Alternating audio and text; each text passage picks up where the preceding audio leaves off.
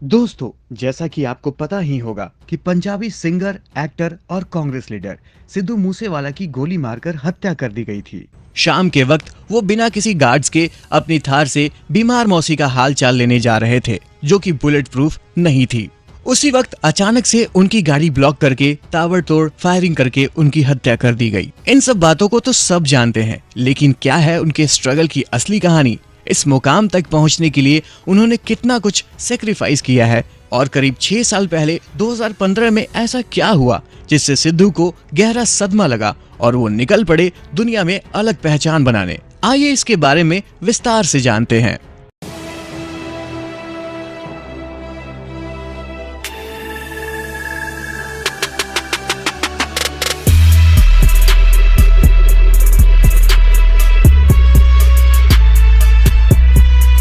सिद्धू मूसेवाला का असली नाम शुभदीप सिंह सिद्धू है। इनका जन्म आज से 27 साल पहले 11 जून 1993 को पंजाब के मनसा जिले के मूसा गांव में हुआ था। अब चूंकि ये मूसा गांव के थे, इसीलिए उन्होंने मूसेवाला नाम रख लिया।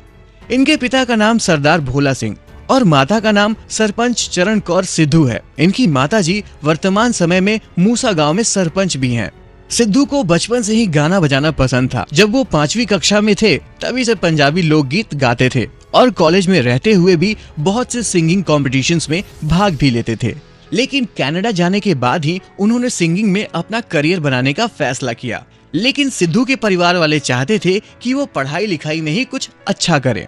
उन्होंने अपनी स्कूली पढ़ाई मनसा से ही की और लुधियाना के गुरु नानक देव इंजीनियरिंग कॉलेज में इलेक्ट्रिकल इंजीनियरिंग में ग्रेजुएशन किया। कॉलेज में सिद्धू के गानों की सभी खूब तारीफ किया करते थे, जिसे देखते हुए उनका भी मन होता था कि वो भी किसी म्यूजिक कंपनी के लिए स्टूडियो में गाएं। इसके लिए उन्होंने बहुत कोशिश भी की, लेकिन उनका ये सफर इतना आसान नहीं था। कुछ सॉन्ग राइटर साफ मना कर देते थे, तो कुछ ने इतना ज्यादा रेट बता दिया था उन्हें कि उस वक्त सिद्धू के बजट में वो पल्ले ही नहीं पड़ता था। तमाम कोशिशों के कुछ समय बाद उनके पास एक बड़े सॉन्ग राइटर का फोन आता है कि वो उनके गाने गा सकते हैं। ये खबर सुन के सिद्धू इतना खुश हो गए थे कि रात भर उन्हें नींद नहीं आई थी। लेकिन अगले दिन जब वो मिलने पहुंचते हैं तो सॉन्ग राइटर उन्हें नहीं मिलता है। फॉलो अप करने के बाद भी वो सिद्धू को इतना दौड़ाता है कि वो थक हार जाते हैं। इस घटना के बाद सिद्धू का दिल पूरे तरीके से टूट जाता है, लेकिन वो इतनी जल्दी हार कहाँ मानने वालों में से थे। वो कहते हैं ना कि मन के हारे हार है और मन के जीते जीत। तो उन्होंने इस फ्रस्ट्रेशन को ही अपना मोटिवेशन बना लिया और उन्होंने ये डिसाइड किया कि वो अब गाने खुद लिखेंगे और इसे खुद ही गाएंगे।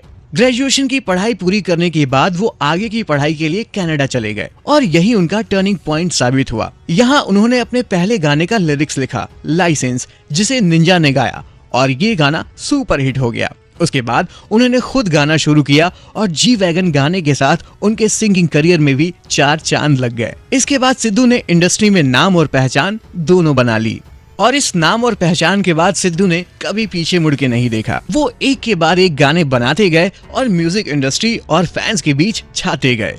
एक समय था जब उन्हें अपने बारे में बताना पड़ता था, लेकिन अब ऐसा समय आ गया था कि जब वो सिद्धू मूसेवाला के नाम से ही फेमस हो गए थे।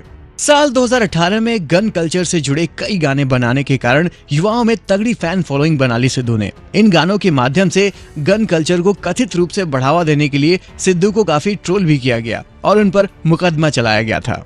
उनका ये संगीत का सफर इतना आसान भी नहीं था। रिलीज के लिए ऑफिशियली रिकॉर्ड किए जाने से पहले उनके लगभग 8 गाने लीक हो गए थे। इसी वजह से उनका कई लोगों से मनमुटाव भी चल रहा था। 2018 में सिद्धू ने उनसे नफरत करने वालों को निशाना बनाते हुए एक गाना जस्ट लिसन लॉन्च किया। जवाब में उन पर कई रोस्ट गाने बने। गानों से रोस्ट करने वाले कल्चर की शुरुआत इन्होंने ही की थी। दिसंबर 2020 में किसान आंदोलन के दौरान सिद्धू ने एक गाना पंजाब माई मदरलैंड रिलीज किया, जिसमें उन्होंने खालिस्तानी अलगाववादी जरनैल सिंह भिंडरवाले का महिमा मंडन किया। इस गाने के बाद उनसे नफरत करने वाले और भी ज्यादा बढ़ गए, क्योंकि इनडायरेक्टली वो एक आतंकवादी को जस्टिफाई कर रहे थे।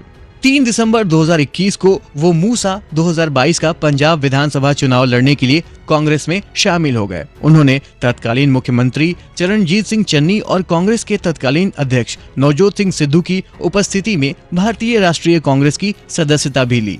लेकिन अब हर बार किस्मत थोड़े ही साथ देती है। मनसा निर्वाचन क्षेत्र से केवल 20% वोट प्राप्त करके आम आदमी पार्टी के विजय सिंगला से वे बुरी तरीके से हार गए। इस जिंदगी में अब क्या हो जाए कुछ कहा नहीं जा सकता। सिद्धू की हत्या की जिम्मेदारी गोल्डी बरार नाम के गैंगस्टर ने ली है। गैंगस्टर ने सिद्धू की हत्या की जिम्मेदारी लेते हुए सोशल मीडिया पर एक पोस्ट भी लिखा, जिसमें सिद्धू पर यह आरोप भी लगाया है कि वो उसके भाई और उसके एसोसिएट एनकाउंटर में शामिल थे, लेकिन पॉलिटिकल पावर का इस्तेमाल करके वो खुद को बचा रहे थे। गोल्डी की वायरल पोस्ट से तो हत्या के पीछे के कारणों का पता लगता ही है। खैर, अभी जांच चल रही है और असली वजह सामने आने में थोड़ा वक्त लगेगा।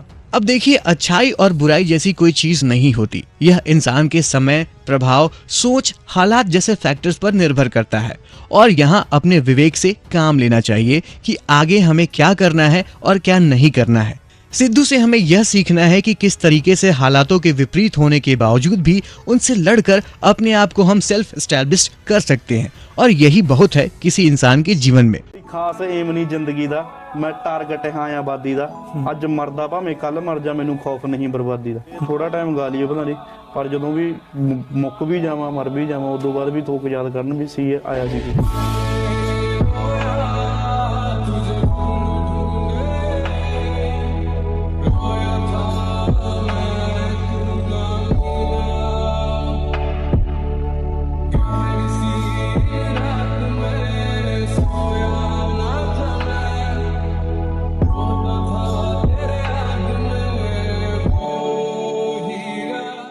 तो उम्मीद है शुभदीप सिंह सिद्धू से सिद्धू मूसेवाला बनने की कहानी आपको पसंद आई हो। इनके बारे में आप अपने विचार हमसे कमेंट बॉक्स में शेयर कर सकते हैं और इस वीडियो को लाइक, शेयर और चैनल को भी सब्सक्राइब कर दीजिएगा। मिलते हैं नेक्स्ट वीडियो में। जय हिंद, जय भारत।